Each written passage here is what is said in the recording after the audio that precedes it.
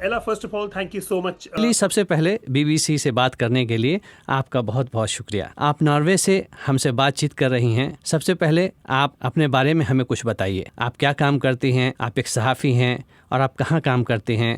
سب سے پہلے آپ اپنا مختصر تعارف پیش کریں. سب سے پہلے تو مجھے مدعو کرنے کے لیے آپ کا بہت بہت شکریہ.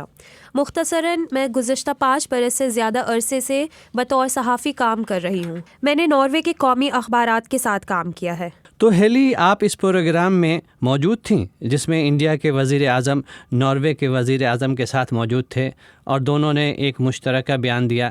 تو کیا آپ ہمیں بتا سکتی ہیں کہ وہاں کیا کیا ہوا؟ کیونکہ ہم آگے اس کی بھی بات کریں گے جب آپ نے انڈین وزیر اعظم سے سوال کیا جو اس وقت وہاں سے جا رہے تھے. لیکن سب سے پہلے یہ بتائیں کہ کل کے واقعات کی ترتیب کیا تھی؟ دونوں لیڈرز کمرے میں آئے اور بولنا شروع کیا. سب سے پہلے ناروے کے وزیر اعظم اور انڈیا اور ناروے کے رشتوں اور دونوں ممالک کے درمیان تعلقات مضبوط کرنے کے ایجنڈا پر بات کی. اس کے بعد وزیر اعظم نے بھی اپنے خیالات کا اظہار اور اس دورے کے مقاصد کے بارے میں بات کی. ناروے میں ایسی پریس کانفرنس میں یہی ہوتا ہے جب کوئی طاقتور ملک کا لیڈر ہمارے چھوٹے سے ملک میں آتا ہے اور ہم سے تعلقات مضبوط کرنا چاہتا ہے. لیڈرز پریس سے خطاب کرتے ہیں اور پھر کچھ سوال بھی لیتے ہیں. جیسے گزشتہ برس فرانس کے صدر میکرون یہاں آئے تھے، تب انہوں نے ناروے کے صحافیوں سے سوال لیے تھے.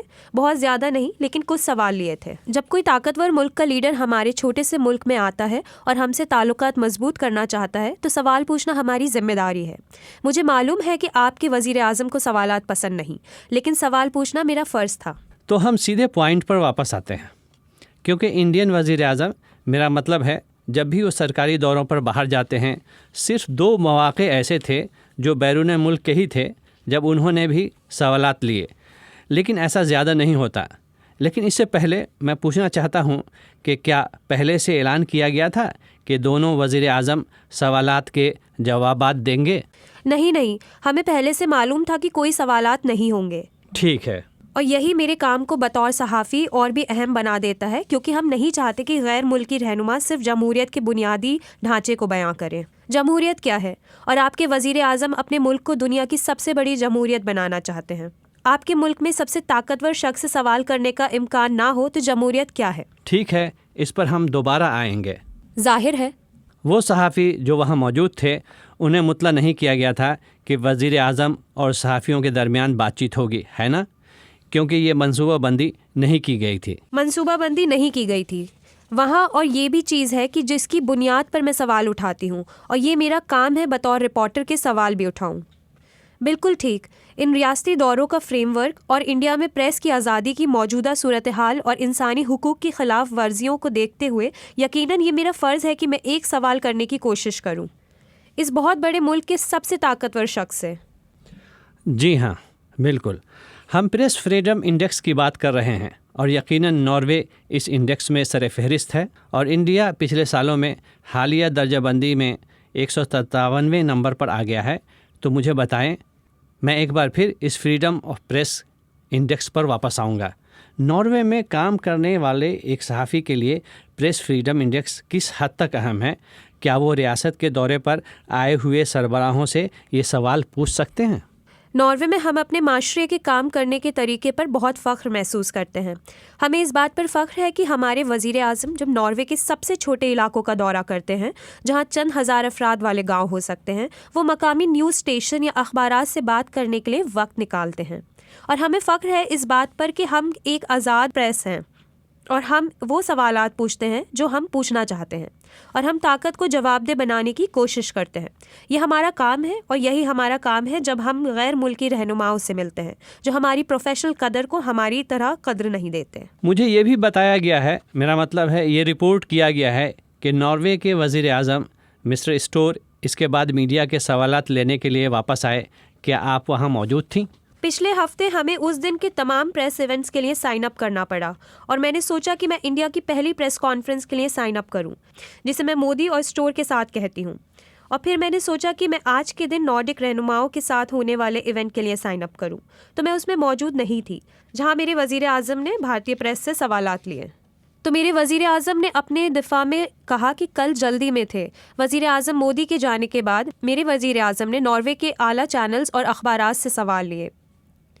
میں نے پوچھا کہ کیا ان کے پاس وقت ہے، اور ان کے پاس وقت نہیں تھا. اور میرے لیے یہ ٹھیک ہے کیونکہ میں جانتی ہوں کہ کسی نہ کسی وقت میں اس ہفتے ان کے ساتھ وقت حاصل کر سکتی ہوں اگر میں چاہوں، اور میں آج بھی کوشش کروں گی. ظاہر ہے. لیکن انڈین صحافیوں کے لیے میرا خیال ہے کہ انہیں شروع سے ہی سوالات لینے چاہیے تھے، لیکن مجھے یہ دیکھ کر بہت خوشی ہوئی کہ انہوں نے اسی دن بعد میں سوالات لیے. یہ اہم تھا. درست. تو کیا آپ بھی تھوڑا حیران تھیں یہ دیکھ کر کہ انڈین میڈیا وہاں موجود تھا، ناروے کے وزیر اعظم سے سوالات کر رہا تھا اور انڈین وزیر اعظم سے نہیں؟ میں اس پر حیران نہیں تھی کیونکہ یہ حیران کن نہیں، یہ زیادہ تشویشناک ہے. میں سوال کرتی ہوں، اگر آپ انڈیا میں بات چیت کرنے کے قابل ہیں تو آپ اپنے رہنما اور ان کی پالیسیز پہ براہ راست سوال کریں، نہ کہ دوسرے نمائندوں کے ذریعے. یہی وہ چیز ہے جو مجھے تشویش میں ڈال رہی ہے، اور کچھ ایسا جس کے بارے میں مجھے لگتا ہے کہ ناروے کے قائدین کو بھی سوچنا چاہیے جب ہم انڈیا کے ساتھ اپنے تعلقات مضبوط کرتے ہیں. کیا ہم انہیں اس بات کی اجازت دیتے ہیں کہ وہ اپنے طریقے سے انسانی حقوق کی خلاف ورزی جاری رکھیں، پریس فریڈم انڈیکس میں کمزوری دکھائیں؟ تو یہ ہمارے وزیر اعظم کے لیے ایک چیلنج ہے، ایک بہت پیچیدہ جغرافیائی سیاسی صورتحال میں رہنمائی کرنا. ٹھیک ہے، میں اس بات کو پوری طرح سمجھتی ہوں. آپ جانتے ہیں نا کہ ناروے، سویڈن، ڈنمارک اور فن لینڈ جیسے نارڈک ممالک گزشتہ کئی دہائیوں سے عالمی انسانی ترقی کے اشاریے میں سر فہرست رہے ہیں، اور وہاں اظہار رائے کی آزادی کے بارے میں بھی بہت بات ہوتی ہے. شاید آپ کو معلوم ہو کہ ایک وقت ایسا بھی آیا تھا جب ناروے اور امریکہ کے صدر ٹرمپ کے درمیان اس بات پر اختلاف ہو گیا تھا کہ انہیں امن کا نوبل انعام دینا چاہیے یا نہیں. لیکن مجھے آپ ایک بات بتائیں، انڈیا ہمیشہ یہ کہتا آیا ہے کہ وہ انسانی حقوق کی قدروں کا احترام کرتا ہے. ملک میں انسانی حقوق کی کوئی خلاف ورزی نہیں ہوتی، قانون کی حکمرانی ہے، اور اداروں خصوصاً جمہوری اداروں چاہے وہ عدلیہ ہو، مقننہ ہو یا انتظامیہ ہو، سب کا احترام کیا جاتا ہے. اور حکومت ہمیشہ کہتی ہے کہ ہم آزاد اور منصفانہ انتخابات کراتے ہیں. تو آپ یا وہ صحافی جو ایسے ممالک میں کام کرتے ہیں جہاں اظہار رائے کی آزادی کو بہت اہمیت دی جاتی ہے، وہ حکومت کے دعووں اور زمینی حقیقت کو کس طرح دیکھتے ہیں؟ یہ ایک بہت اچھا سوال ہے. میرے خیال میں ہمیشہ مشکل ہوتا ہے جب آپ خود موقع پر موجود نہ ہو، لیکن میں ایمنسٹی انٹرنیشنل اور ہیومن رائٹس واچ جیسے بین الاقوامی رپورٹس پر انحصار کرتی ہوں، اور کل کے بعد مجھے انڈیا کے مختلف لوگوں سے بہت سے پیغامات موصول ہوئے ہیں، اور وہ جو کچھ بیان کر رہے ہیں وہ واقعی تشویشناک ہے. لیکن جیسا کہ میں سمجھتی ہوں، موجودہ حکومت کے حمایتیوں اور مخالفین کے درمیان کافی اختلاف ہے، اور اس لیے میں زیادہ تر انہی ذرائع پر بھروسہ کرتی ہوں جن پر اب بھی مجھے اعتماد ہے. اور جیسا کہ ہمارے وزیر اعظم نے کل کہا، وہ خارجہ پالیسی کے ایک تجربہ کار سیاستدان ہیں. انہوں نے اپنا کریئر اسی پر بنایا ہے، اس لیے وہ سافٹ پاور کو بہت اچھی طرح استعمال کرنا جانتے ہیں. پھر سوال کی طرف آتے ہیں. آپ کے سوال کے بعد انڈین وزارت خارجہ نے بظاہر آپ کو ایکس یعنی ٹویٹر پر ٹیگ کیا اور آپ کو ایک باضابطہ بریفنگ میں آنے کی دعوت دی. وہ تجربہ کیسا رہا، اور کیا آپ جواب سے مطمئن تھیں؟ نہیں، میں یہ بتا دوں کہ مجھے پہلے ہی اس تقریب میں مدعو کیا گیا تھا، اس لیے میرا وہاں جانے کا ارادہ تھا. لیکن یہ اچھی بات تھی کہ ناروے میں انڈیا سفارت خانے نے بھی مجھے مدعو کیا تھا. میں وہاں اپنے سوالات کے ساتھ گئی تھی، لیکن اس ترتیب میں مسئلہ یہ تھا کہ وہ چند سوالات لے کر بعد میں سب کا ایک ساتھ جواب دیتے ہیں، جو ایک صحافی کے لیے مشکل ہوتا ہے، کیونکہ اگر مجھے جواب مطمئن نہ کرے جو مجھے مزید سوال کرنے یا وضاحت مانگنے کا موقع نہیں ملتا. کل انہوں نے میرے سوال کا جواب نہیں دیا. میں نے انسانی حقوق کی خلاف ورزیوں کے حوالے سے انڈیا پر اعتماد کے بارے میں سوال کیا تھا، لیکن انہوں نے اس موضوع کو چھیڑنا بھی مناسب نہیں سمجھا. میں نے انہیں درمیان میں روکنے کی کوشش کی تاکہ بات کو اصل موضوع کی طرف لاؤں، لیکن میں کامیاب نہیں ہو سکی. یہ واقعی مشکل تھا کیونکہ ناروے میں ہم عادی ہیں کہ اگر جواب تسلی بخش نہ ہو تو فوراً دوبارہ سوال کر سکیں. ساری گفتگو کا رخ بدل کر 2020 میں ویکسین کی فراہمی اور پھر یوگا کی طرف چلے گئے. مجھے یوگا پسند ہے، لیکن میں یہاں ان چیزوں پر بات کرنے نہیں آئی تھی جن میں کوئی ملک پہلے ہی اچھا ہے. میرے سوالات ہمیشہ اہم اور حساس معاملات پر ہوتے ہیں. تو کیا آپ کو حیرت ہوئی کہ آپ کو وزیر اعظم یا وزارت خارجہ کی طرف سے واضح جواب نہیں ملا؟